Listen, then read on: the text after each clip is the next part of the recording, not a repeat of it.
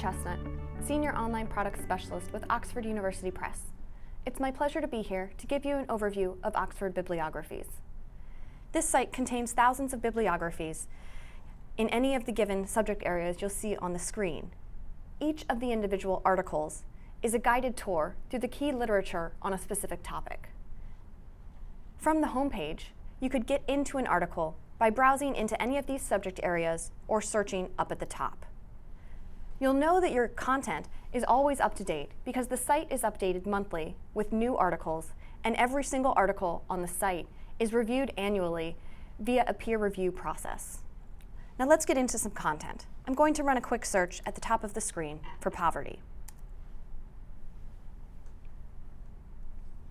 Now, your search terms will be presented at the top and can be eliminated to broaden your search, or you could apply some filters down on the bottom left to narrow your search. Those filters are by subject. The results that you're looking at in the main frame here are article results. You can also look for results that come from the actual citation text, and that would mean that your search term appears within the citation text itself, as opposed to the main text of the article. When you're looking at citation results, you'll be able to see what type of citation it is by these icons. The J here indicating a journal article, the globe indicating an online resource, and this sheaf of papers indicating a data set. You'll also have books and other types of resources included. Back into the Articles tab, let's actually get into an example article. We'll go into this one for poverty from the social work module. Your search term will be highlighted, and if that's obtrusive to your user experience, simply eliminate it at the top left.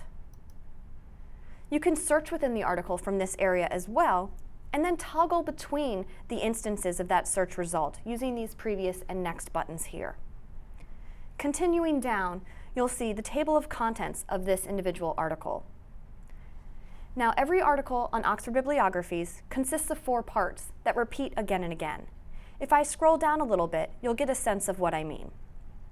The first part would be the headings. General overviews here is a heading, and the headings are what are listed in the table of contents on the left-hand side. That's part 1. Part 2 is your commentary. This commentary text that appears beneath the heading is going to give you context about the sources that follow. Part 3 will be the citations themselves. Here, this Rebecca blank item is the citation, part 3. And part 4 would be the annotation that follows the citation. The annotations are going to also give you context, but they're specifically about this individual source, as opposed to the grouping of sources.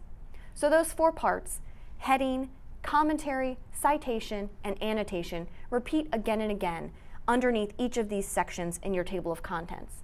And this is the standard presentation across the site. As you're reading through the article, if you find a source that you'd like to pursue, simply open Find This Resource, and you'll be able to search for that resource in your library catalog via OpenURL link resolver, or to find it in other sources, including WorldCat and Google. You can also look for this source in the Oxford Index. The Oxford Index is a special service that has rolled out across Oxford's publishing to enable larger, broader searching across the different types of content that we produce. At the bottom of the screen, you'll notice this underbar, which can be expanded to springboard your research to related content across our sites. For example, you have journal articles here, as well as content from our scholarly monographs. If you don't need this content, simply minimize the index, and you're back on Oxford Bibliographies. I'm going to draw your attention to the top of the screen now, to this area at the top right, where you have a number of options in terms of what you can do with the main content on the screen. So if we move from left to right, the first item here will let you build your citation list. Every single member of your institution can have a personal profile and save content on the site. When you build your citation list, you can choose individual citations found throughout this article and annotate them right on the screen. Then click Save, and they'll be sent to your personal profile. The next item over is going to let you export a citation for the article itself. you can send it to EndNote, Reference Manager, ProCite, RefWorks, or Zotero. This will save you time and help eliminate error. Continuing over, you can print the content or email it. You can also cite the content for the actual citations in the screen. Finally, your last two options enable the sharing of this content via social networking sites, as well as changing the text size. Your preferences for text size will be remembered and affiliated with your personal profile. If you want to only save one citation at a time, instead of building the whole citation list, you can go underneath each individual citation and click Save. When something has already been saved, you'll note that the text becomes green and it will indicate Saved to My OBO. You can also export individual citations and email individual citations beneath the individual citations in the article. On the right hand of your article, you'll have information about the subject area. In this instance, we're looking at social work. I can click to learn more about this section, or I can learn more about the editorial board that helps to drive our editorial vision for the social work content. Beneath that, I can jump to adjacent articles as well. Now, you might want to run an advanced search on this site as opposed to the quick search that I ran at the beginning. The advanced search is at the top above your quick search from every screen. From here, you can choose to search within specific sections of the articles, specifying the title, author, subheading, or citation title or author. Add more search terms if you'd like, specifying the relationships between them, and remove any if you don't need them. Continuing down, if you search within the citation text, you can also specify the format of your citation.